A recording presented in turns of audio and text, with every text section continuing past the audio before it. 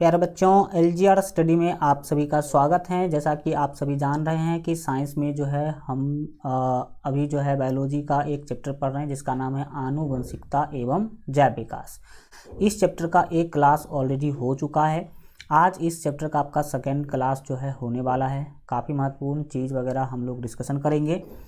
चलिए शुरू करते हैं, ध्यान से समझने का कोशिश कीजिएगा। और यहाँ पर जितने भी बच्चे अगर अभी तक एलजीआर स्टडी ऐप डाउनलोड नहीं किए हैं तो ज़रूर डाउनलोड कर लीजिएगा, क्योंकि इस ऐप में आपको यह सारा का सारा जो फीचर है बिल्कुल ही फ्री में आपको वहाँ पर मिल जाएगा। तो आप लोग एलजीआर स्टडी ऐप डाउनलोड नहीं किए हैं तो कर लीजिए, वीडियो के डिस्क्रिप्शन में लिंक आपको मिल जाएगा। हम लोग पिछले क्लास में जो है मेंडल का प्रयोग पढ़ाई कर रहे थे और एकल संकरण का जो प्रयोग है हम लोग पढ़ाई कर भी लिए थे। और आज जो है हम लोग मेंडल का जो है द्विसंकरण प्रयोग पढ़ने वाले हैं। दैट मीन्स डाई हाइब्रिड जो आपका एक्सपेरिमेंट है वो क्या करने वाले पढ़ने वाले हैं। इसका दूसरा नाम जो है द्विविकल्पीय संकरण प्रयोग भी है, यानी कि या तो आप इसे द्विसंकरण प्रयोग कहिए या इसे द्विविकल्पीय संकरण प्रयोग पढ़िए। आपने देखा था कि जो आपका एकल संकरण प्रयोग था उसमें एक ही प्रकार के गुण का अध्ययन किया गया था, जैसे कि लंबा होना या बौना होना।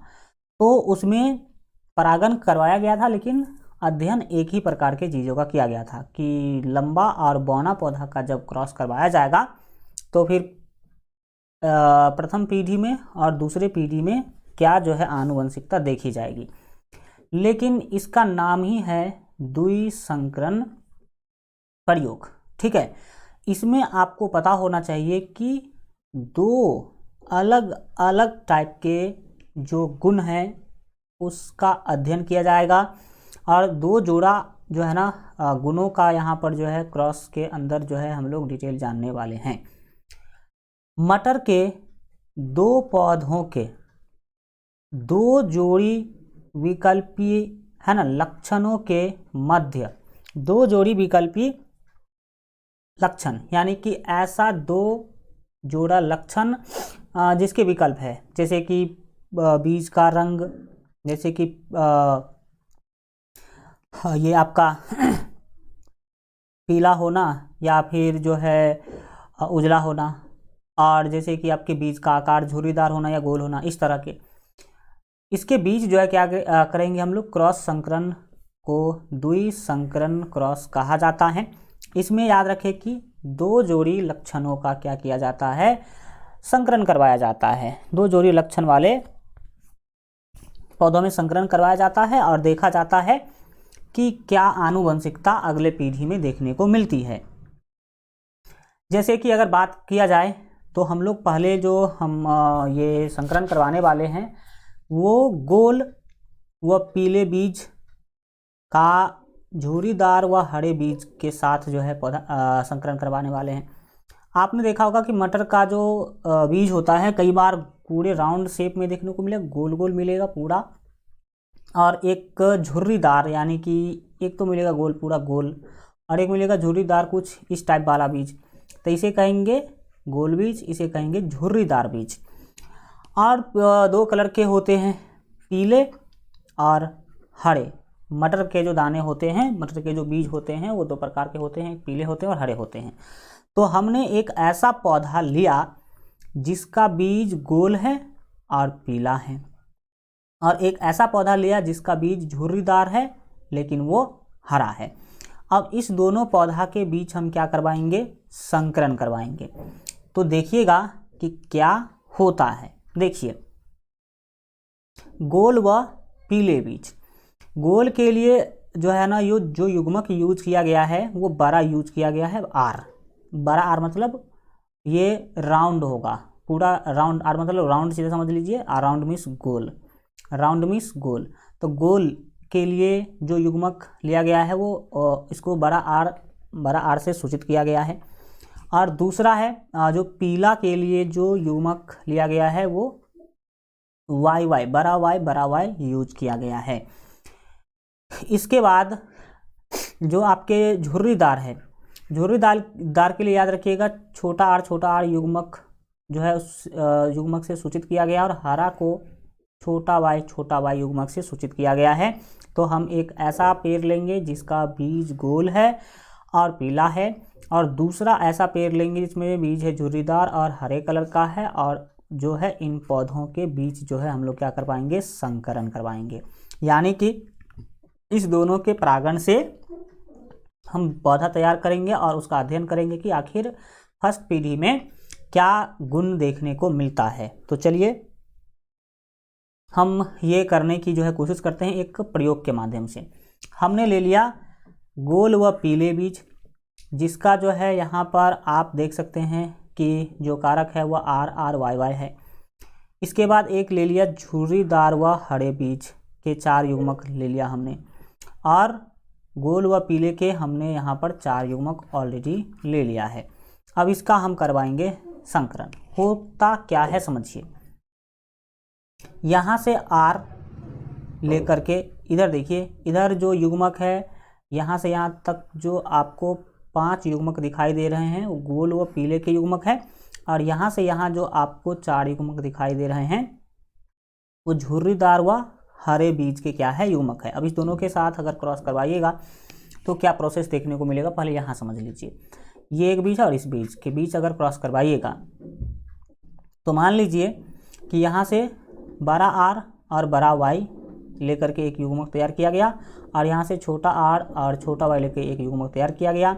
अब इस दोनों में जब क्रॉस करवाया जाएगा तो यहाँ पर क्या होगा वो देखिए। बड़ा R यहाँ पर बड़ा R आ गया, फिर छोटा r यहाँ पर जो है छोटा r आ गया, फिर बड़ा y यहाँ पर बड़ा y के रूप में लिख लेंगे और छोटा y के रूप में लिख लेंगे। तो जो हमें F1 पीढ़ी में बीज मिला वो R छोटा r y छोटा y। तो हमने बताया था कि बड़ा होना क्या होता है, प्रभावी होता है। तो बड़ा R भी है छोटा r भी है, तो प्रभावी कौन होगा, बड़ा। तो इसीलिए ये जो बीज होगा F1 पीढ़ी का जो बीज होगा वो गोल होगा, क्योंकि इसमें बड़ा R है, और पीला होगा। ये जो है ना, ये क्या कहते हैं, वो हरे जो है नहीं होंगे, पीला जो है होंगे, क्योंकि इसमें एक बड़ा Y है और बड़ा Y पीला को रिप्रेजेंट कर रहा था, पीछे आपने देखा था। तो F1 पीढ़ी में हमें कैसा पौधा मिला, F1 पीढ़ी में हमें गोल व पीला बीज मिला। अब इसी तरह से अगर सारे युग्मक का हम पता करें तो क्या होगा, देखिए यहाँ पर इस युग्मक और इस युग्मक के मेल से ये आपको यहाँ पर क्या मिलेगा, तो पौधा मिलेगा। इसमें क्या होगा वह समझने की कोशिश कीजिए। यहाँ से बड़ा R ले लिया गया और यहाँ से छोटा r ले लिया गया, और फिर यहाँ से बड़ा y लिया गया और यहाँ से आप देख सकते हैं कि छोटा y लिया गया। तो बड़ा r एंड छोटा r, बड़ा y छोटा y, यहाँ पर एक क्या हुआ, बीज बना। तो ये जो चीज़ें हैं, ये जो बीज है ये गोल और पीला बीज है। गोल और कैसा बीज है, पीला बीज वाला है। और इसी तरह से यहाँ पर देख लीजिएगा RY और छोटा y में जब संकरण करवाया जाएगा, क्रॉस करवाया जाएगा, तो RY इस तरह का जो है ना आपको पौधा मिलेगा या फिर बीज मिलेगा।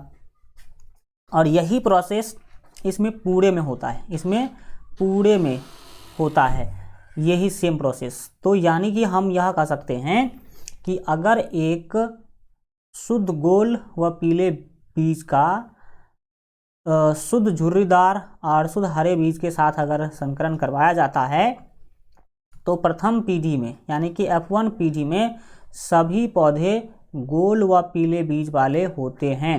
जैसा कि आप देख सकते हैं इसमें सभी में एक ही तरह का जाइगोट बना रहा है, तो ये गोल व पीले बीज वाले बनेंगे। तो यहाँ से एक बात तो पता चला कि प्रथम पीढ़ी में जो ये आपके बीज होंगे वो गोल होंगे व पीले ही होंगे, सभी के सभी।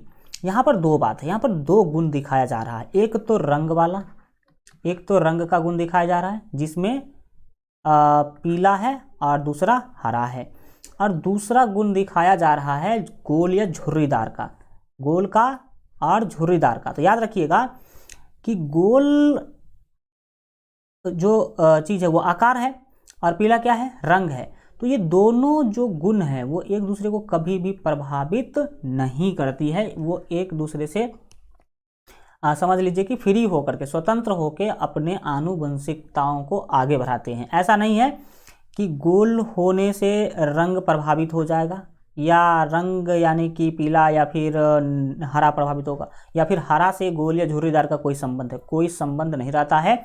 यानी कि आनुवंशिक सभी गुण जो होते हैं वो स्वतंत्र होते हैं एक दूसरे से। रंग स्वतंत्र है आकार से और आकार स्वतंत्र है रंग से। तो यहाँ से हमें पता चला कि F1 पीढ़ी में सभी के सभी जो बीज होंगे वो क्या होंगे? गोल और पीले ही होंगे। नेक्स्ट हम F2 पीढ़ी के बारे में अगर बात करें तो F2 पीढ़ी में क्या होता है कि F1 पीढ़ी से ही, कहाँ से? F1 पीढ़ी से दो पौधा ले लेंगे। जैसे देख सकते हैं कि बड़ा आर छोटा आर बड़ा वाई छोटा वाई और बड़ा आर छोटा आर बड़ा वाई छोटा वाई, दो पौधा यहाँ से हमने ले लिया F1 पीढ़ी का। ये सारा क्या है? F1 पीढ़ी के पौधा है। अब F1 पीढ़ी के दो पौधा के बीच हम क्या कराएंगे? यहाँ पर क्रॉस करवाएंगे, जैसा कि आप यहाँ पर देख सकते हैं। गोल व पीले बीज ले लिया, जिसका यहाँ पर जो युग्मक है देख सकते हैं कि आर आर और बड़ा वाई छोटा वाई है। और इधर हमने ले लिया गोल व पीले बीज, सेम प्रथम पीढ़ी में तो सभी बीज सेम ही है, तो उसमें से दो बीज लेकर के हमने इसका कराया यहाँ पर क्रॉस। तो क्रॉस करवाया तो क्या हुआ? सो देखिए यहाँ पर जो है चार कारक युग्मक ले लिया हमने, आर वाई इस तरह से आप चार कारक इधर ले लेंगे और चार कारक आप इधर भी ले लेंगे। लेने के बाद आप जब इसका क्रॉस करवाइएगा तो देखिए यहाँ से बड़ा आर मिला, यहाँ पर देख सकते हैं लिख लिया हमने, और यहाँ से बड़ा आर मिला उसको यहाँ पर हमने लिख लिया, फिर बड़ा वाई और बड़ा वाई, तो दोनों बड़ा वाई हुआ। तो ये दोनों बड़ा आर है और दोनों बड़ा वाई है। इसका मतलब बड़ा आर का मतलब है कि बीज होगा गोल और बड़ा वाई का मतलब है कि बीज होगा पीला। तो ये गोल और पीला बीज है, गोल भी है और क्या है? पीला बीज भी है। उसी तरह यहाँ से देखिए आर आएगा बड़ा, तो आर ले लिया हमने, यहाँ पर बड़ा आर आएगा तो बड़ा आर ले लिया, फिर बड़ा वाई आएगा तो हमने बड़ा वाई ले लिया, और यहाँ से छोटा वाई आएगा तो छोटा वाई ले लिया। अब यहाँ पर देखिए आर का मतलब है कि ये राउंड होगा, पूरा गोल होगा, और एक है बड़ा वाई एक है छोटा वाई, तो प्रभावी कौन होगा? बड़ा वाई ही प्रभावी होगा। यानी कि दिखेगा किस चीज़ का प्रभाव? तो बड़ा वाई का, और बड़ा वाई मिस होता है पीला। बड़ा वाई मिस क्या होता है? पीला होता है। तो ये जो बीज है वो गोल और पीला है, गोल और क्या है? पीला है। इसी तरह से इसमें आप सारे इसका और अगर इसका क्रॉस करवाइएगा तो यहाँ पर आर वाई मिलेगा, तो ये भी बड़ा आर है, इसी कारण ये राउंड है, और ये तो दोनों वाई ही है, बड़ा ही है, तो ये पीला होगा ही होगा। तो इस तरह से हमें पता चला कि इस जो है ना कॉलम में सारे के सारे क्या होंगे? गोल और पीले बीज। यहाँ पर अब आप आ जाइए और एक डिफरेंस मैं आपको दिखाता हूँ कि अगर इसके साथ हम क्रॉस करवाते हैं तो यहाँ से बड़ा आर मिला, बिल्कुल ठीक, बड़ा आर लिख लिया हमने, फिर बड़ा आर यहाँ भी है तो यहाँ भी हमने बड़ा आर लिख लिया। छोटा वाई है तो हमने यहाँ पर देख सकते हैं छोटा वाई लिखा है, और फिर यहाँ पर बड़ा वाई है तो हमने यहाँ पर देख सकते हैं आपकी बड़ा वाई लिखे हैं। तो यहाँ पर आर का मतलब है दोनों बड़ा है तो राउंड यानी कि गोल होगा, और यहाँ पर एक बड़ा वाई एक छोटा वाई है तो बड़ा वाई का ही प्रभाव देखेगा, यानी कि ये पीला होगा। ये क्या होगा? पीला होगा। तो ये तो आपका हो गया पीला। लेकिन अब इसका और इसका क्रॉस करवाइए तो यहाँ से आर आएगा, मान लीजिए, तो आर आ गया, बिल्कुल ठीक। यहाँ से ये बड़ा आर आएगा फिर से, तो बड़ा आर आ गया। अब यहाँ भी छोटा वाई और यहाँ भी छोटा वाई, तो छोटा वाई क्या करेगा? छोटा वाई ही बनाएगा। तो इससे पता चलता है, बड़ा आर से पता चलता है कि बीज राउंड होगा, बिल्कुल गोल है ठीक। और डबल छोटा वाई है तो फिक्स है कि ये डबल छोटा वाई जो होगा जहाँ पर वो हरा ही होगा, तो ये हरा है, ठीक है। तो यहाँ पर देखा कि कुछ होते हैं गोल और पीले और कुछ है गोल और हरे, लेकिन इसका और आप इसका क्रॉस करवाइए तो आपको पता चलेगा यहाँ पर छोटा आर, यहाँ भी छोटा आर, तो यहाँ पर डबल छोटा आर हो गया। यहाँ बड़ा वाई, यहाँ भी बड़ा वाई, तो यहाँ पर डबल बड़ा वाई हो गया। तो डबल छोटा वाई का मतलब है झुर्रीदार, और डबल बड़ा वाई का मतलब है पीला। डबल बड़ा वाई का मतलब या फिर एक बड़ा वाई एक छोटा वाई होगा तो भी पीला होगा। जब डबल छोटा वाई होगा ना तब जो है हरा होगा। तो ये किस प्रकार का बीज बना? यह बीज बना झुर्रीदार एवं पीला, झुर्रीदार एवं पीला। अब यहाँ से आप देख सकते हैं कि ये भी झुर्रीदार और पीला बीज है, ये भी झुर्रीदार और पीला बीज है, ये झुर्रीदार और हरा बीज है, ये गोल और हरा बीज है, ये गोल और पीला बीज है। तो यहाँ पर बहुत सारा डिफरेंसेस देखने को मिल गया। पिछले वाले में आपने देखा था कि सभी के सभी जो बीज है ना वो गोल और पीले हैं, गोल और पीले बीज वाले पौधे हैं, सभी के सभी पौधे गोल और पीले बीज वाले हैं। तो F1PD में सभी पौधे गोल और पीले बीज वाले होते हैं, और यहाँ पर जो है झुर्रीदार और हरा छिपा हुआ होता है, यानी कि अप्रभावी होता है। यहाँ पर झुर्रीदार और हरा रंग क्या है, अप्रभावी है, लेकिन अगले पीढ़ी में जाकर के ये अपना प्रभाव दिखाते हैं, ये स्वतंत्र हो जाते हैं और अपना प्रभाव दिखाते हैं। तो दूसरे पीढ़ी में हमें पता चला कि जितने भी पौधे जो है ना ये उत्पन्न हुए, उसमें 4 प्रकार देखने को हमें मिला। कितना प्रकार देखने को मिला? 4 प्रकार। एक तो वह है जो गोल और पीला है, दूसरा वह है जो हरा और गोल है, तीसरा वह है जो पीला और गोल है, और चौथा वह है जो हरा और पीला और झुर्रीदार है। ये पीला और झुर्रीदार है, ये वाला पीला और क्या है, झुर्रीदार है। और ये चौथा एक प्रकार यह मिला कि हरा और झुर्रीदार है। मतलब यहाँ पर सभी लक्षण प्रभावी हो गए, सभी लक्षण प्रकट हो गए। जो पीछे F1PD में छिपा हुआ था वो सभी के सभी लक्षण क्या हो गए, प्रकट हो गए। तो देखिए, अगर इसका जो है F2PD में अगर फिनोटाइप अनुपात पूछे तो फिनोटाइप अनुपात जो है आप बताइएगा कि गोल व पीले बीज कितने हैं भाई साहब? 9 हैं। गिन लो, 1 2 3 4 5 6 7 8 और यहाँ पर एक 9। और फिर गोल व हरे बीज 3 है। कैसे? यहाँ पर एक 2 और एक 3। झुर्रीदार व पीले बीज कितने हैं? 3 है। देखिए 1 2 3, ये झुर्रीदार व पीले बीज है। और झुर्रीदार व हरे बीज कितने हैं? तो एक ही है, केवल यहाँ। तो यहाँ पर जो है आप याद रखेंगे कि जो इसका फिनोटाइप अनुपात होगा वो 9:3:3:1 होगा। और इसका क्या मतलब है वो हम बता ही दिए हैं।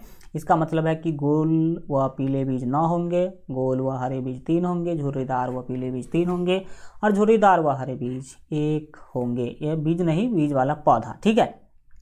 तो दूसरे पीढ़ी में हमें यह देखने को मिला कि प्रथम पीढ़ी में जो गुण अप्रभावी था, दूसरे पीढ़ी में वो प्रभावी हो गया। कौन अप्रभावी था? तो हरा रंग अप्रभावी था और झुर्रीदार भी अप्रभावी था, जो कि दूसरे पीढ़ी में हमें देखने को मिल गया। फिर अब अवलोकन हम अगर करें इस वाले प्रयोग का, तो आप सीधा सीधा बोल सकते हैं कि मेंडल ने जब गोल व पीले बीज और झुर्रीदार व हरे बीज वाले पौधों के मध्य संकरण कराया, तो प्रथम पीढ़ी में सभी पौधे जो थे भाई साहब वो गोल व पीले बीज वाले थे, प्राप्त हुए। जबकि जो है प्रथम पीढ़ी से प्राप्त पौधों के मध्य स्वपरागन होने दिया, तो प्राप्त जो है द्वितीय पीढ़ी यानी कि F2 में 4 प्रकार के संयोजन प्राप्त हुए। 4 प्रकार का संयोजन जो है प्राप्त हुआ, जिनके फिनोटाइप अनुपात जो है निम्नलिखित है। 4 प्रकार में पहला हुआ गोल व पीला वाला, दूसरा हुआ गोल व हरा वाला, दूसरा हुआ झुर्रीदार व पीला वाला, और चौथा हुआ झुर्रीदार व हरा टाइप वाला चीज़ देखने को मिला। अब अनुपात पूछ लिया जाए दूसरे पीढ़ी में, तो 9:3:3:1। इसका मतलब है कि 9 होंगे गोल व पीले बीज, 3 होंगे गोल व हरे बीज, फिर 3 झुर्रीदार व पीले बीज, 1 झुर्रीदार व हरे बीज। ये सारे आपको क्या होंगे, देखने को मिलेंगे। एंड अब हम बढ़ते हैं आगे। निष्कर्ष की बात करें तो इसमें आपका यह निष्कर्ष निकलता है कि इससे लिखेंगे, अतः इससे निष्कर्ष निकलता है कि द्वितीय पीढ़ी में लक्षणों का स्वतंत्र रूप से पृथक्करण होने के कारण प्रत्येक जोड़ी के जो है विकल्पीय लक्षण दूसरी जोड़ी के विकल्पीय लक्षणों से स्वतंत्र व्यवहार करते हैं। यानी कि आकार यानी कि झुर्रीदार होना या गोल होना जो है, रंग यानी कि पीला होना या हरा होना से उसको कोई मतलब नहीं था। माने कि वो एक दूसरे को इफेक्ट नहीं करते हैं, प्रभावित नहीं करते हैं, इसीलिए इसे याद रखिएगा। जो है स्वतंत्र अपव्यूहन का नियम भी कहते हैं, स्वतंत्र अपव्यूहन का नियम कहते हैं, क्योंकि एक गुण दूसरे गुण से जो है अप्रभावित नहीं होते हैं, वो एक गुण दूसरे गुण से पूरे स्वतंत्र होते हैं, यानी कि फ्री होते हैं। अब हम बढ़ेंगे आगे और आगे की चीज़ों को समझेंगे। नोट में हमने कुछ बात लिख दिया है जिसको आप क्या करेंगे, याद रखेंगे। इसमें सीधी सीधी बात याद रखने वाला यह है, आपको पता होना चाहिए कि मेंडल ने क्या किया था। मेंडल ने प्रयोग के दौरान F2PD में कुल 556 बीज इकट्ठे जो है किए थे। यहाँ पर आपको पता होना चाहिए कि हमने तो आपको केवल दो बीज के बीच ही परागण करवाया है, और F2PD में ये देखा है कि भाई कितने टोटल बीज हो गए, तो 9 3 12 3 15 16 बीज ही यहाँ 16 प्रकार के जो है ना बीज ही यहाँ पर हमने कलेक्ट किया है। लेकिन मेंडल ने 16 ही नहीं, मेंडल ने कुल आपको पता होना चाहिए कि 556 बीज इकट्ठे किए थे। 556 बीज में 315 बीज जो है गोल व पीले बीज थे, और 108 जो है ना गोल व जो है हरे बीज थे, 101 झुर्रीदार व पीले बीज थे, और 32 झुर्रीदार तथा हरे बीज थे। इसका अगर अनुपात निकालिएगा तो 9:3:3:1 बनता है। ठीक है, तो इस तरह से आपने देखा कि किस तरह से ये जो आपका है द्विसंकरण प्रयोग, ये है द्विसंकरण प्रयोग रिलेटेड है आपके मेंडल के जो है ना स्वतंत्र अपव्यूहन के नियम से, जो कि हम अभी आपको जस्ट बताए भी थे। ठीक है, अब मेंडल के आनुवंशिकता का नियम पढ़ने वाले हम लोग। क्या पढ़ेंगे, तो मेंडल के आनुवंशिकता का नियम। तो मेंडल ने आनुवंशिकता से संबंधित 3 नियम मुख्य रूप से प्रतिपादित किया था, उसके बारे में मैं आपको बताने जा रहा हूँ।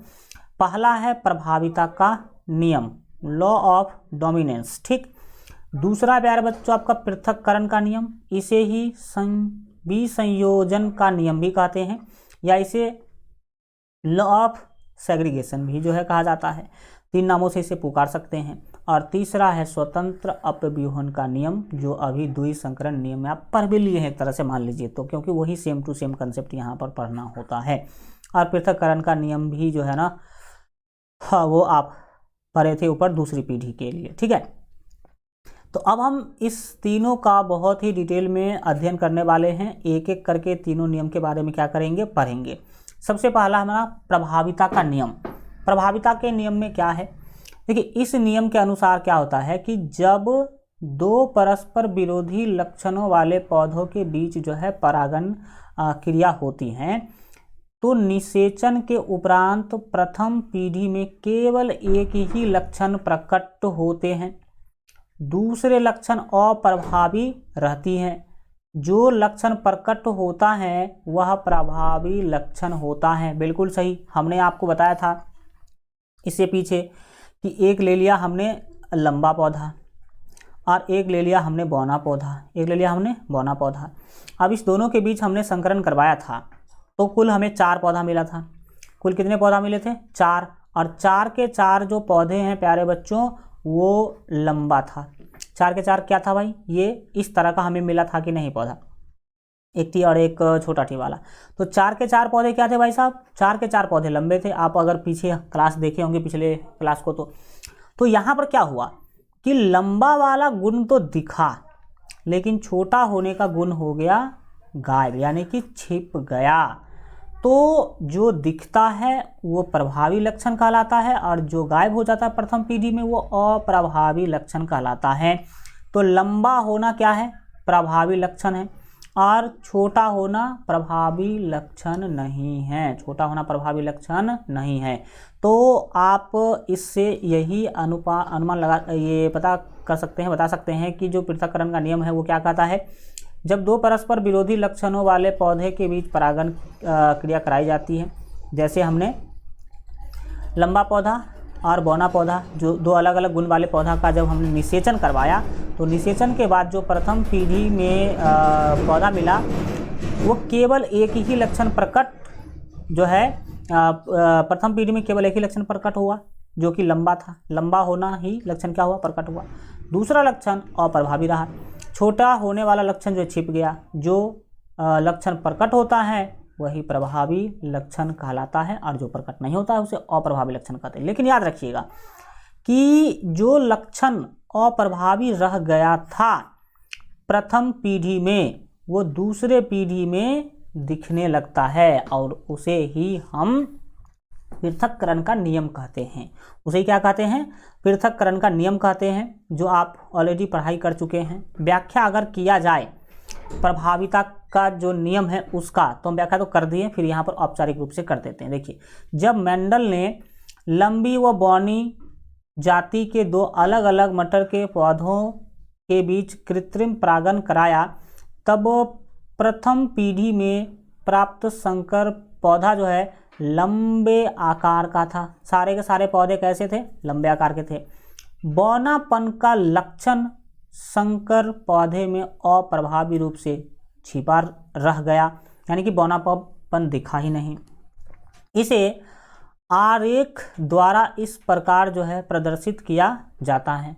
आरेख के द्वारा इस प्रकार प्रदर्शित कर सकते हैं। कैसे प्रदर्शित करेंगे वो हम आपको बताते हैं कि आरेख के द्वारा कैसे जो हम इसे प्रदर्शित कर सकते हैं। तो समझने की यहाँ पर कोशिश कीजिएगा कि जैसे हम पीछे आपको बना करके भी दिखाए थे। हमने आपको क्या किया था? एक जो है लंबा पौधा लिया था और एक बौना पौधा लिया था, और इसके बीच जब हमने क्या कराया था? परागण कराया था, यानी कि निषेचन कह लीजिए, करवाया था।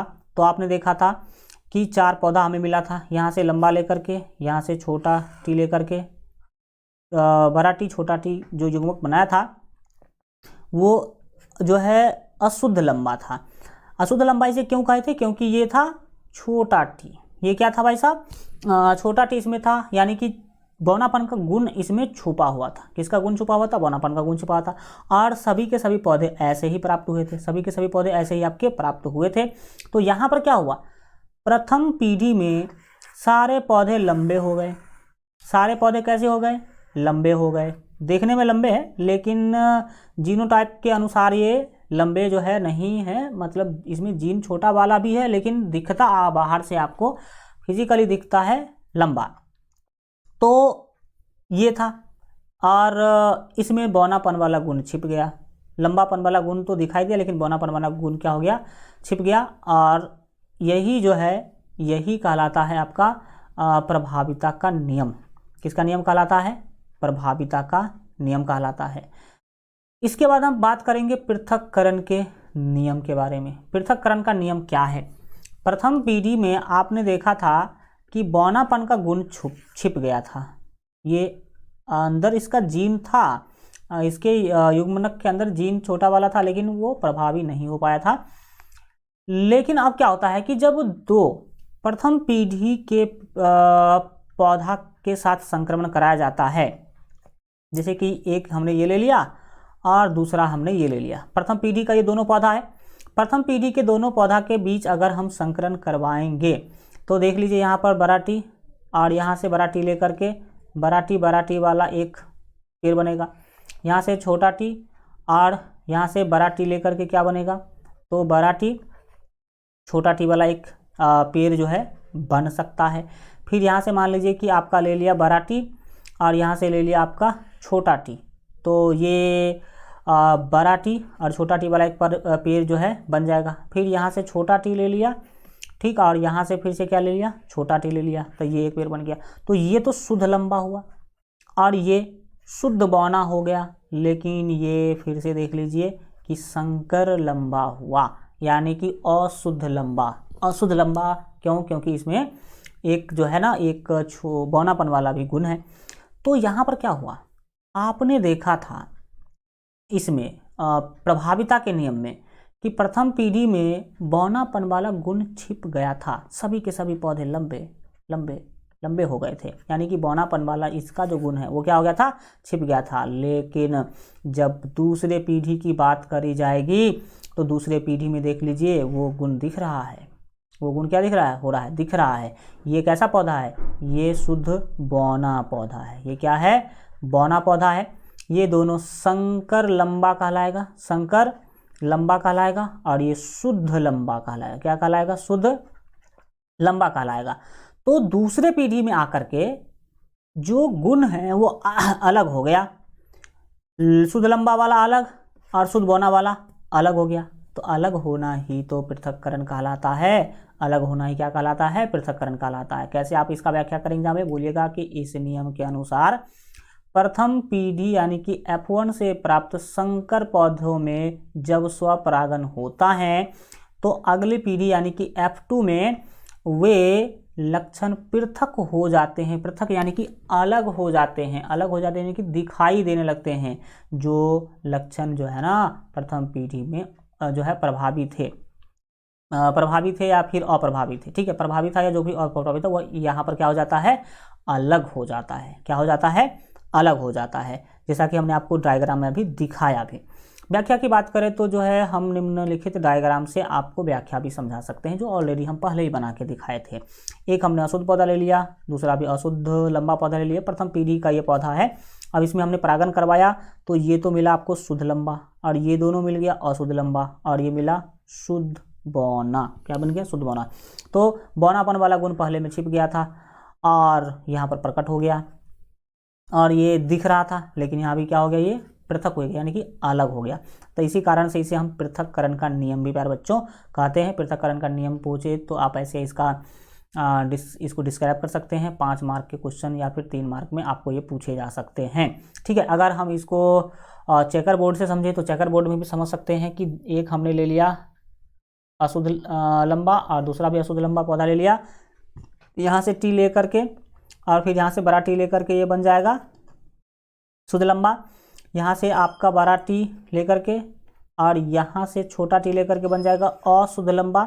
फिर बात तो वही होगी अगले स्टेप में भी, यहाँ से बड़ा टी ले लिया और यहाँ से छोटा टी ले लिया और ये बना लिया अशुद्ध लंबा। लेकिन यहाँ से छोटा टी लिया और फिर यहाँ से छोटा टी लिया, ये बना लिया शुद्ध बौना। शुद्ध बौना मतलब एकदम 100% बौना ही है। तो ये 4 अवस्थाएं देखने को मिलते हैं। इसके फिनोटाइप और जीनोटाइप अनुपात पूछे जाते हैं। तो अगर पूछा जाए कि पृथक्करण का जो नियम है उसके अंदर फिनोटाइप अनुपात क्या होता है, तो बोलिएगा कि 3:1 होता है। फिनोटाइप अनुपात 3:1 होता है। इसका क्या मतलब, इसका मतलब है कि 3 पौधे जो है वो लंबा होंगे और एक पौधे जो है वो बौना होगा। एक पौधा क्या होगा, बौना होगा। ये क्या है, तो ये बाहरी दृश्य है। बाहर से आपको देखने में लगता है, भौतिक रूप से देखने में लगता है कि ये 3 लंबा है, लेकिन ये 3 आनुवंशिक रूप से लंबा नहीं है। ये तो अशुद्ध लंबा है और ये भी अशुद्ध लंबा है। तो अगर जीनोटाइप अनुपात पूछ लिया जाए जीन के अनुसार, तो याद रखिए कि इसका अनुपात होता है 1:2:1, यानी कि एक पौधा ही शुद्ध लंबा है जिसमें दोनों जीन लंबा वाला ही है, और 2 का मतलब है कि 2 ऐसे पौधे हैं जिसमें एक जीन लंबा वाला और एक जीन छोटा वाला है, और एक ऐसा पौधा जिसमें दोनों के दोनों जो आपके जीन है वो छोटा वाला ही है। तो जीनोटाइप और फिनोटाइप अनुपात आपने क्या करा, देखा। अब हम बढ़ेंगे आगे और स्वतंत्र अपव्यूहन का नियम देखेंगे, जो ऑलरेडी आप पढ़ाई किए भी थे द्वि संकरण प्रयोग के अंदर। स्वतंत्र अपव्यूहन के बारे में बोलिएगा कि यह नियम जो है द्वि संकरण के परिणामों पर आधारित है, जो कि पहले हम लोग पढ़ाई कर चुके हैं। और इस नियम के अनुसार जब 2 या 2 से अधिक विपरीत लक्षणों वाले पौधे के बीच संकरण कराया जाता है तो एक लक्षण की वंशागति दूसरे लक्षण की वंशागति से पूर्णतः स्वतंत्र होते हैं। यानी कि अगर जो है गोल व पीला बीज वाला एक पौधा ले लिया गया और एक ले लिया गया मतलब मान लीजिए झुर्रीदार, कैसा, झुर्रीदार और हरा बीज वाला पौधा, और इस दोनों में अगर संकरण करवाया जाएगा, इस दोनों में अगर क्रॉस करवाया जाएगा तो ये आकार रंग को कभी प्रभावित नहीं करेगा, या ये रंग इसके आकार को कभी प्रभावित नहीं करेगा। आकार यानी कि गोल या झुर्रीदार का स्वतंत्र रूप से अपने अनुसार जो है ना ये आनुवंशिक प्रभाव होगा, और रंग का आनुवंशिक प्रभाव अपने अनुसार होगा। ये एक दूसरे को कभी प्रभावित नहीं करते हैं, इसीलिए इसको स्वतंत्र अपव्यूहन का नियम भी कहते हैं। व्याख्या की बात करें तो मेंडल के इस नियम की व्याख्या जो है निम्न प्रकार से की जा सकती है, जैसे कि हम दो उदाहरण दे करके बात करेंगे। सबसे पहले तो हम गोल व पीले बीज और झुर्रीदार व हरे बीज वाले पौधों के मध्य संकरण के ऊपर बात करेंगे, जो ऑलरेडी कर भी चुके हैं। गोलर पौधे बीज और झुर्रीदार व हरे बीज के बीच जब संकरण करवाया गया था तो आपने देखा था कि प्रथम पीढ़ी में किसमें, प्रथम पीढ़ी में सारे के सारे पौधे गोल और पीले बीज वाले थे। बड़ा आर छोटा आर का मतलब है गोल, क्योंकि छोटा आर तो अप्रभावी होता है, और बड़ा वाई और छोटा वाई का मतलब है कि ये पीले हैं, ठीक है, क्योंकि छोटा वाई का मतलब था हरा होना, लेकिन छोटा वाई यहाँ पर दिखेगा नहीं क्योंकि बड़ा वाई ही प्रभावी माना जाता है। तब प्रथम पीढ़ी में सारे के सारे पौधे गोल व पीले बीज वाले जो है ना पौधे आपको प्राप्त हुए। और फिर बात अगर किया जाए तो दूसरा पीढ़ी में क्या किया गया, प्रथम पीढ़ी यानी कि F1 से प्राप्त पौधों के बीच जब संकरण करवाया गया, प्रथम पीढ़ी का 2 पौधा ले लिया गया और उसके बीच जब संकरण करवाया गया तो आपको क्या देखने को मिला था, कुछ इस तरह की चीज़ें देखने को मिला था। इसमें गोल व पीले बीज ले लिया गया और गोल व पीले बीज ले लिया गया। ये दोनों कहाँ के पौधे हैं, तो प्रथम पीढ़ी के पौधे हैं, ये भी और ये भी। और इसके बीच जब संकरण करवाया गया, क्रॉस करवाया गया, तो आपने देखा कि जितने भी पौधे थे उसमें से 9 गोल व पीले हुए, 3 गोल व हरे हुए, 3 झुर्रीदार व पीले हुए, 1 झुर्रीदार व हरे आपको देखने को क्या हुए थे, मिले थे। तो यहाँ पर दूसरे पीढ़ी में देखने, ये सारे के सारे दूसरे पीढ़ी के क्या हैं, पौधे हैं, जिसमें से 9 ऐसे पौधे थे जिसका बीज गोल व पीला था, 3 ऐसा पौधा था जिसका बीज गोल व हरा था। एंड इसी तरह से यह पता चला दूसरे पीढ़ी में कि जो लक्षण अप्रभावी था प्रथम पीढ़ी में, वो लक्षण दूसरे पीढ़ी में प्रभावी हो गया। ये आपके कहलाएंगे जो है ना प्रभाविता या फिर ये स्वतंत्र अपव्यूहन का नियम। इसके बाद जो है पैतृक लक्षणों की वंशागति हम लोग जानेंगे। आपको कई बार हम बता भी चुके हैं कि हम मनुष्य या फिर कोई भी जो लैंगिक जनन करने वाले जीव हैं उसमें अपने माता पिता का गुण या फिर अपने पूर्वजों का गुण, रंग, रूप, स्वभाव, आकार, लंबाई देखने को मिलता है। तो पैतृक लक्षणों की वंशागति हम पढ़ने जा रहे हैं।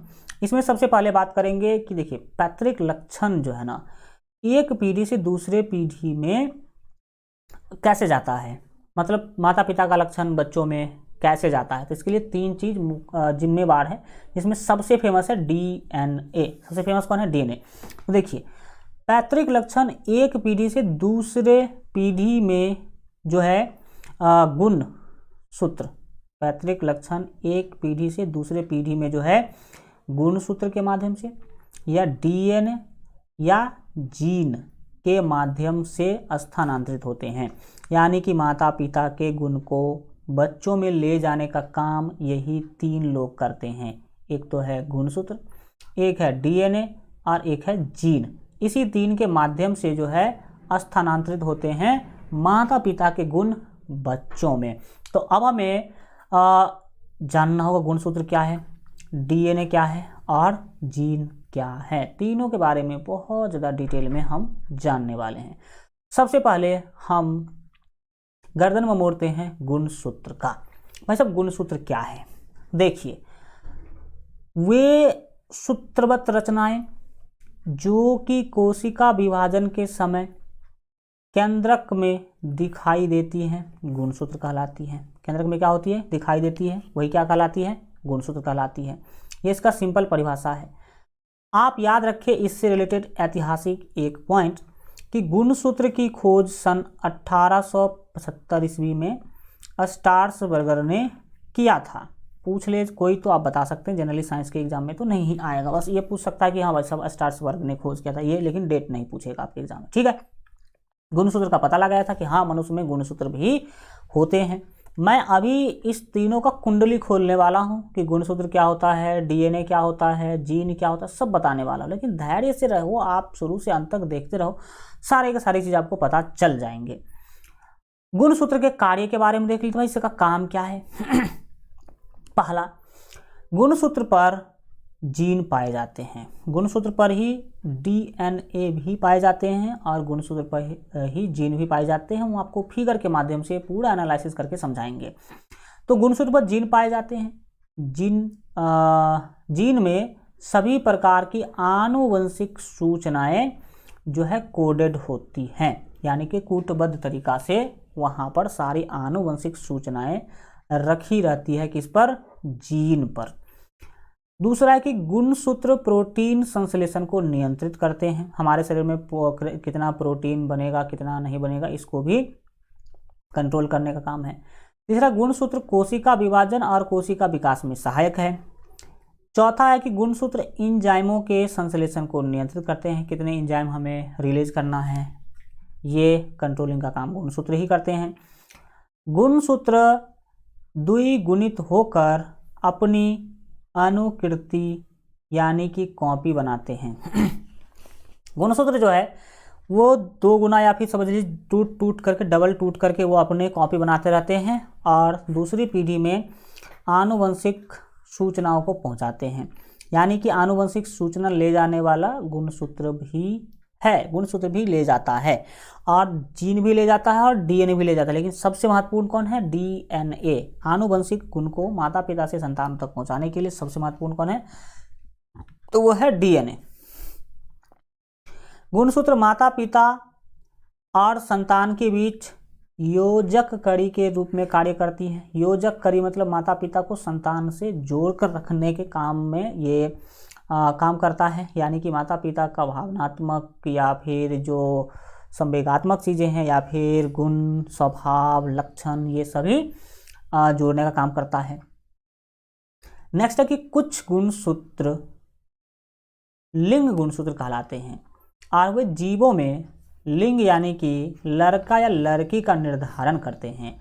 46 गुणसूत्र होते हैं, जिसमें से जो 22 जोड़ी गुणसूत्र है यानी कि 44 गुणसूत्र है वो अलग अलग कार्य में यूज आते हैं। नाक का डिजाइन, हाथ का डिजाइन, कान का डिजाइन बनाने में, याद रखें। और एक जोड़ी गुणसूत्र जो है यानी कि 2 गुणसूत्र जो है वो लिंग गुणसूत्र कहलाते हैं। और लिंग गुणसूत्र मादा में होते हैं XX और नर में होते हैं XY, ठीक है।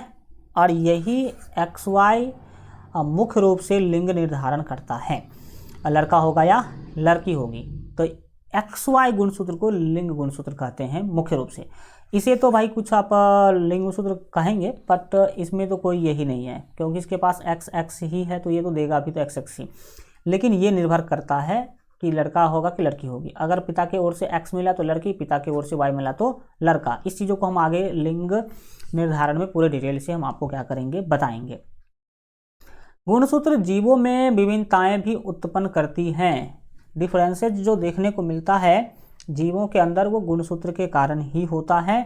एंड नोट में सबसे बड़ी महत्वपूर्ण बात मैं आपको बता दूं कि मानव के प्रत्येक कोशिका में 23 जोड़ी, मानव कोशिकाओं का बना है ना, तो प्रत्येक कोशिका में यानी कि सभी कोशिका में 23 जोड़ी यानी कि 46 गुणसूत्र होते हैं, जिसमें से 22 जोड़ी दैहिक गुणसूत्र जिसे आप ऑटोसोम भी कहते हैं या सीधा गुणसूत्र भी आप कह सकते हैं, एवं 1 जोड़ी लिंग गुणसूत्र होते हैं।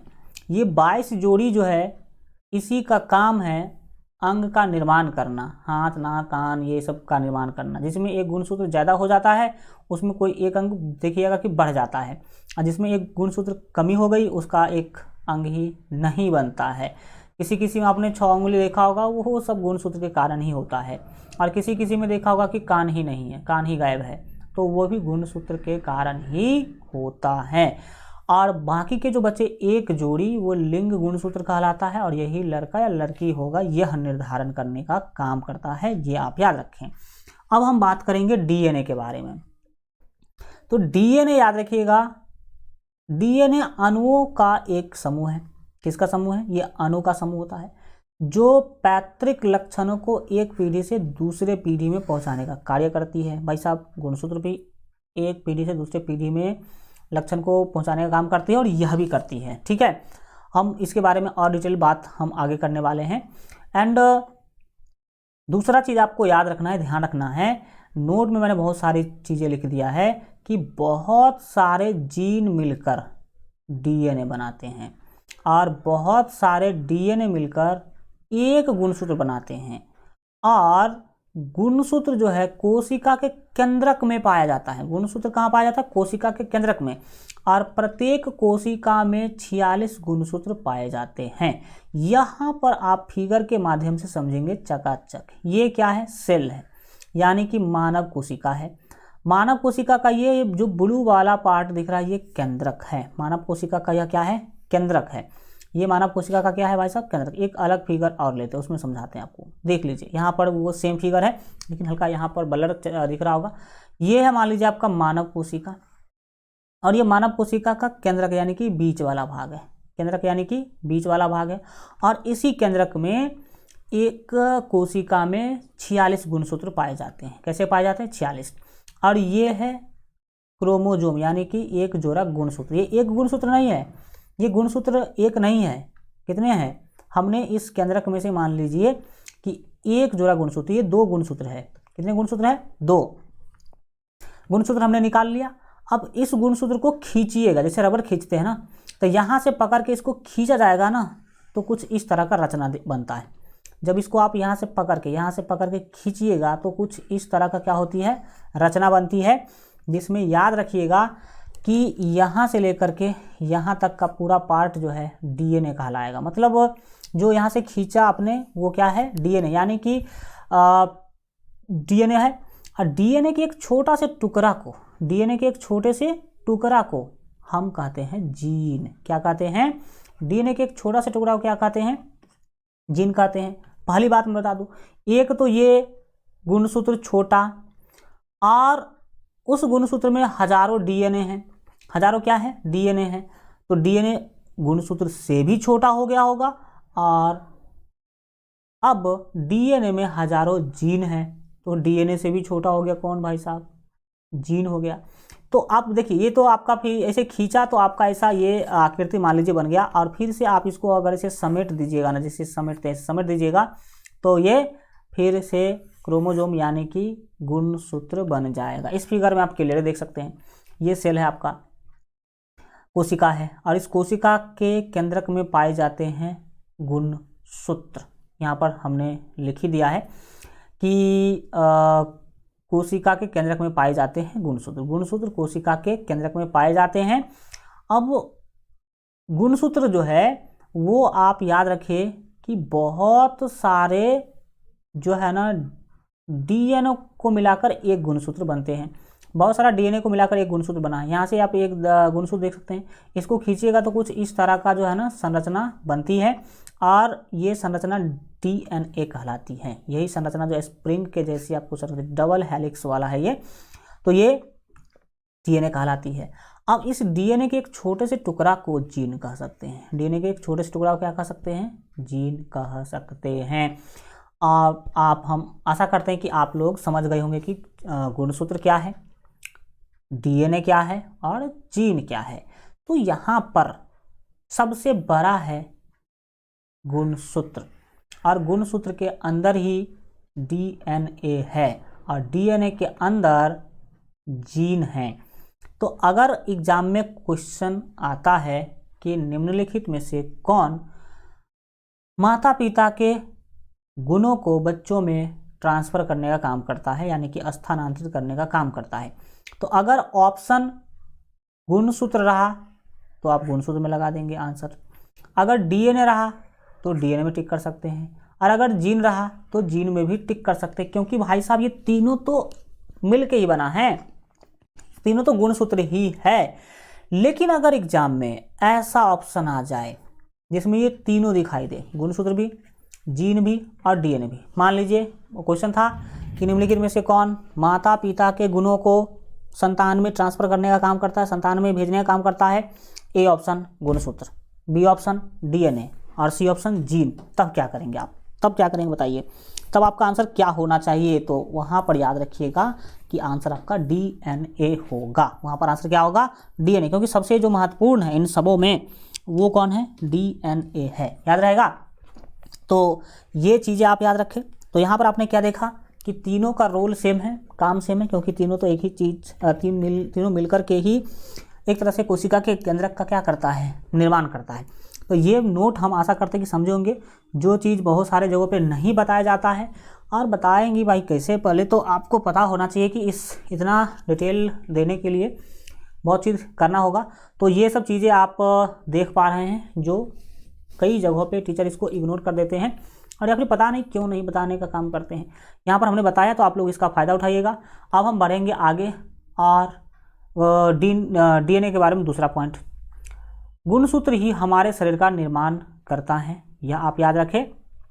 और DNA का जो है पूर्ण रूप आप याद रखेंगे, फुल फॉर्म क्या होता है? DNA का फुल फॉर्म D से होगा डीऑक्सीराइबोज, और N से हो जाएगा आपका न्यूक्लिक, एंड A से होगा एसिड, यानी कि ये एसिडिक नेचर का होता है, अम्लीय नेचर का होता है। वो आप क्या करें? याद रखें DNA के बारे में। अगला है DNA के कार्य। DNA के कार्य में याद रखें कि DNA जो आनुवंशिक गुणों को एक पीढ़ी से दूसरे पीढ़ी में पहुंचाने का काम करता है। दूसरा, DNA एंजाइमों के निर्माण को नियंत्रित करता है। तीसरा, याद रखेंगे कि DNA कोशिका के केंद्रक में पाए जाने वाले क्रोमेटिक जाल का अधिकांश भाग जो है बनाते हैं।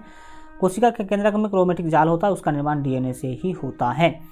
एंड DNA द्वारा ही जीवों में उत्परिवर्तन यानी कि अस्थाई परिवर्तन आते हैं।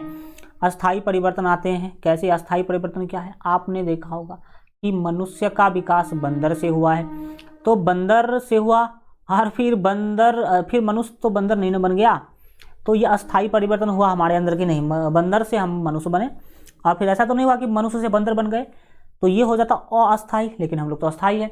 DNA परिवर्तन से हुआ है। अब हम जानेंगे जीन के बारे में, जो आपने जान ही लिया है। DNA का वह छोटा से छोटा खंड जिसमें आनुवंशिक कोड या इकाई निहित रहता है, जीन कहलाते हैं। बस बताए हैं हम आपको कि जीन जो है वो DNA का छोटा टुकड़ा है, समझ लीजिए।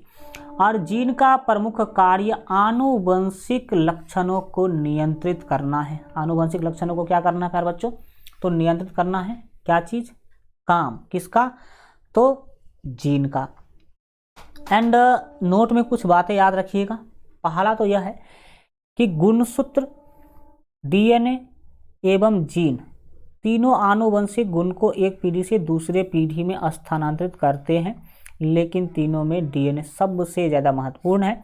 अगर एग्जाम में ऑप्शन में अगर केवल गुणसूत्र दिख रहा है तो आप गुणसूत्र टिक लगा सकते हैं, DNA दिख रहा है तो DNA भी लगा सकते हैं, जीन दिख रहा है तो जीन भी लगा सकते हैं, लेकिन अगर ऑप्शन में तीनों एक साथ दिखाई दे तो वहाँ पर आप DNA लगाएंगे, जो कि ऑलरेडी हम आपको बता चुके हैं पहले। नेक्स्ट, जीन की खोज विल्हेम जोहानसन ने किया था। जोहानसन जो है ये खोज किए थे जीन का। देखिए, एक तो आपका गुणसूत्र छोटा, और गुणसूत्र से भी छोटा DNA, और DNA से भी छोटा जीन, तो जीन बहुत छोटा हो गया, तो उसको जोहने का काम, जोहना है गांव घर के भाषा में किसी चीज़ को खोजना को कहा जाता है जोहना, कि जो तो जोहना और खोजना दोनों बात एक ही है। तो यहाँ से आप याद रख सकते हैं कि जीन का खोज जोहानसन ने किया था, जीन को जोहने का काम किसने किया था? जोहानसन ने किया था। ये आप क्या करेंगे? याद रखेंगे, ठीक है।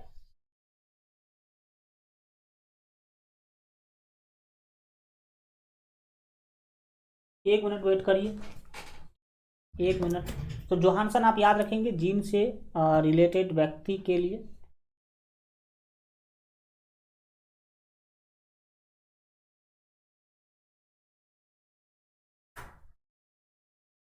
चलिए अब आगे बढ़ते हैं और आगे की चीज़ों को समझेंगे, सीखेंगे। यहाँ पर हम लोग जीन के बारे में बात किए, नोट में कुछ हमने आपको महत्वपूर्ण चीज़ें बताया। अब हम बात करेंगे लिंग निर्धारण के बारे में। लिंग निर्धारण के बारे में आपको पता होना चाहिए कि भी जस्ट हम लोग जो है लिंग निर्धारण का सीधा मतलब है कि लड़का या लड़की, जो बच्चा जन्म लेने वाला है उसका लिंग क्या होगा, लड़का होगा या लड़की होगी। तो लिंग निर्धारण के लिए काम करता है लिंग गुणसूत्र। आपने देखा था कि 46 गुणसूत्र होते हैं, यानी कि 23 जोड़े गुणसूत्र होते हैं, जिसमें से 22 जोड़े जो गुणसूत्र है वो शरीर के अलग अलग भाग के निर्माण में काम आते हैं।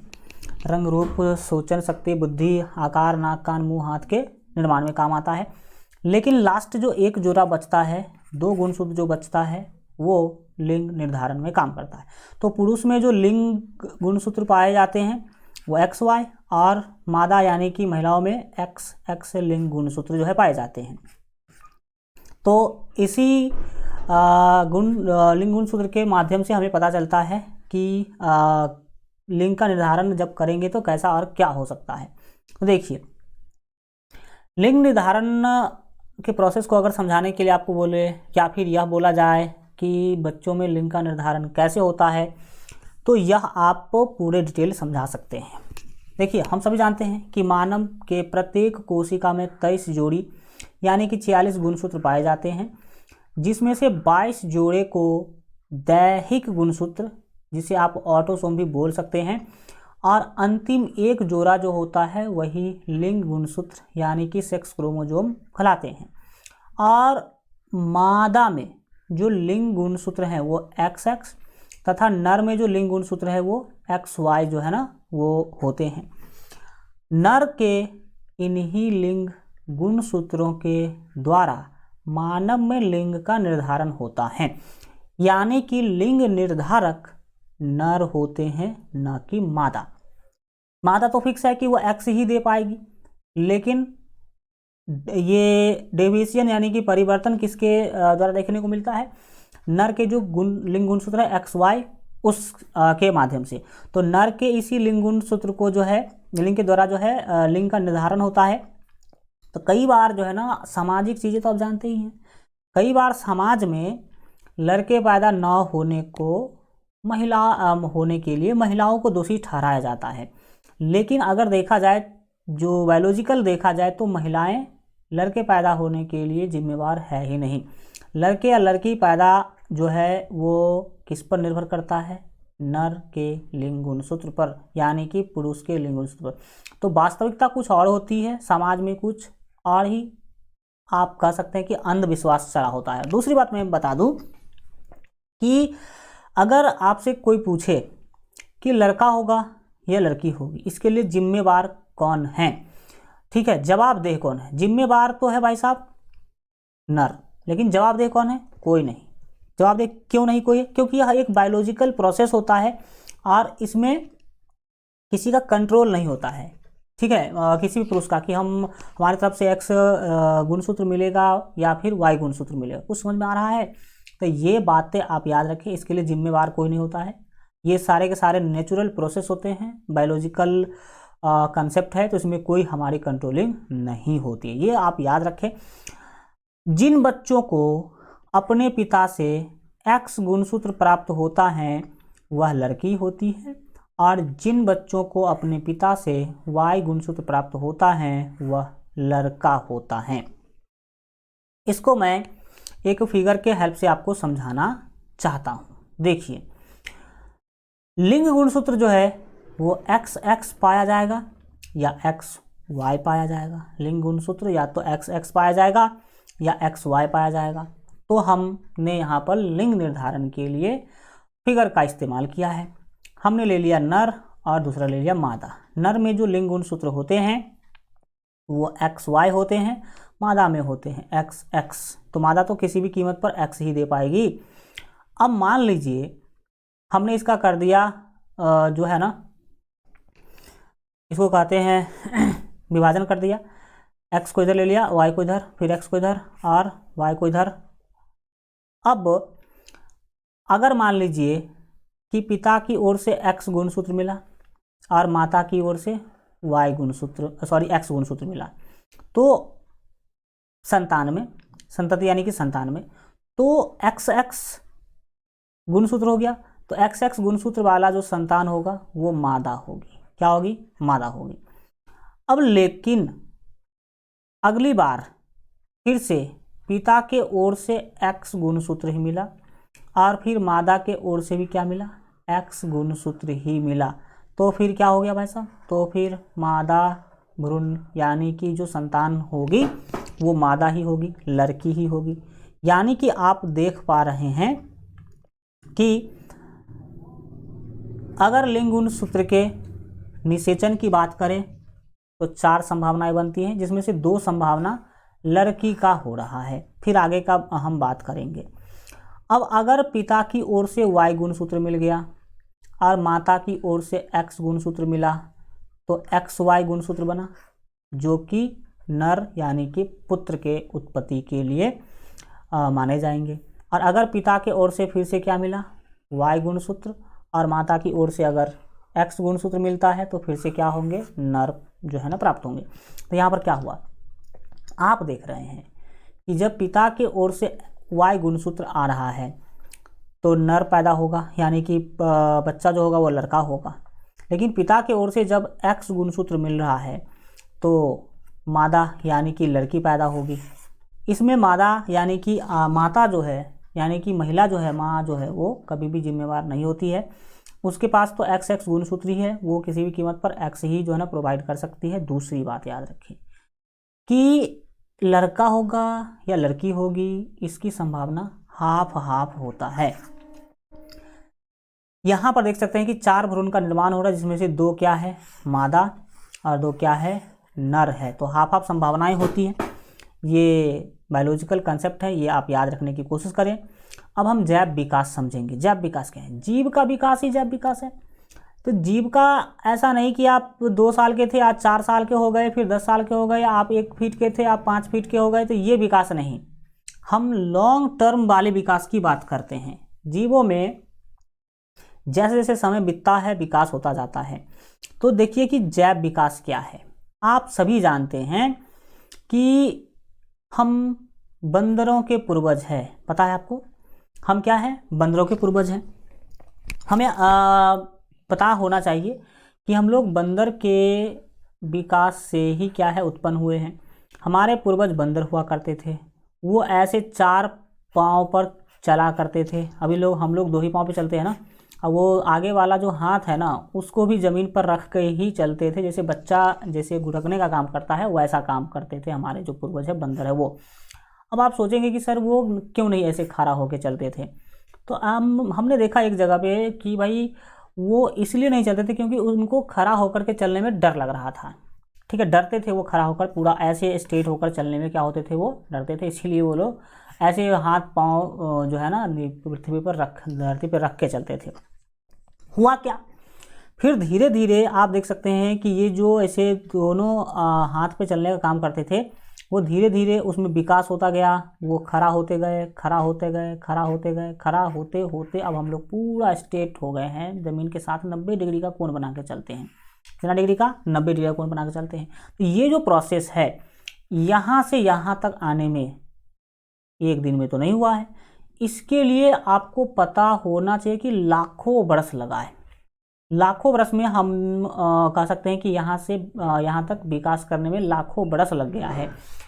अब मैं आपको बता दूं कि हमारे पूर्वज जो थे उसका मुंह देख लो जरा, तुम मुंह देख लो, मुंह दिख रहा है, क्या होता था, नीचे की ओर लटका होता था। हम ऐसा सोचते हैं कि नीचे की ओर लटका होता क्यों था, हम ऐसा सोचते हैं कि ये जो है ना मतलब ग्रेविटी के कारण नीचे लटक जाता होगा, गुरुत्वाकर्षण।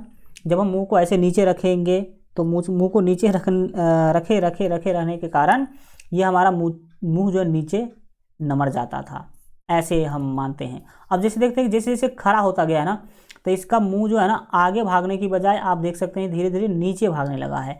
और ये आगे वाला पार्ट देख सकते हैं कि कहाँ आ चुका है, नीचे। तो फिर हम लोग खड़ा हो गए तो जो मुंह हमारा आगे हुआ करता था वो अब जो है ना वो नीचे क्या हो चुका है, लटक चुका है। अब देखने में स्मार्ट लगते हैं हम लोग, ठीक है। तो ये ग्रेविटी के कारण हम मानते हैं ऐसा हो रहा होगा। और हमारे जो पूर्वज थे उसमें बाल बहुत ज़्यादा हुआ करता था। कौन चीज़, बाल, शरीर पे बाल, बंदरों के शरीर पे बाल होते हैं ना। तो ये बाल जो है ना वो ठंडी गर्मी से बचाने के लिए हुआ करता था। लेकिन अब हम लोगों के शरीर पे बाल कम होते हैं। और बाल कम होते इसका कारण है कि अब हम लोगों को ठंडी गर्मी से बचने के लिए बाल की ज़रूरत नहीं है, अनेकों प्रकार के कंबल रजाई जो है उपलब्ध है हमारे पास। तो ऐसा देखा जाता है कि जीवों में जिसकी आवश्यकता नहीं होती है वो गायब हो जाता है। हमारे पूर्वजों को पूँछ हुआ करता था, वो पूँछ से क्या करते थे, अपने मच्छर भगाया करते थे, मच्छर भगाने का काम पूँछ से करते थे शरीर के ऊपर से। लेकिन अब हम लोग मच्छर भगाने के लिए अलग अलग प्रकार की चीज़ें रखते हैं, तो इसीलिए हमारे में पूँछ गायब हो गया, ऐसा माना जाता है। ये इसका कोई प्रमाण या फिर 100% जो है ना कोई प्रूफ मेरे पास या फिर जो साइंटिस्ट है उसके पास है नहीं। ये सब सोचते हैं लोग कि ऐसे ऐसे हुआ होगा, ठीक है। अब बाल हट गए हमारे, हम खड़ा होकर चलने लगे, हमारा मुंह जो आगे की तरफ निकला था जैसे पान खाया हुआ हो, अब हमारा मुंह देखिए कितना अच्छा स्मार्ट हो चुका है। तो ये चीज़ें सब हुई, यही कहलाता है जैव विकास, जीवों का विकास।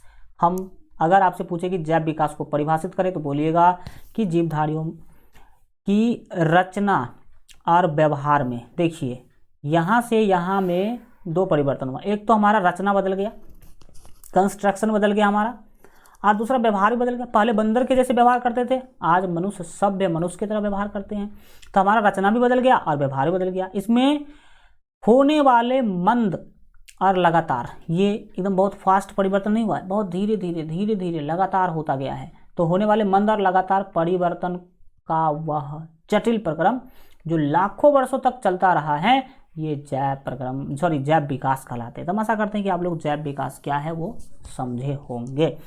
इसके अगले क्लास में हम लोग लक्षण के बारे में पढ़ेंगे, उपार्जित लक्षण, आनुवंशिक लक्षण और भी बहुत सारी चीज़ें। तो हम आशा करते हैं कि आप लोगों को क्लास समझ में आया होगा।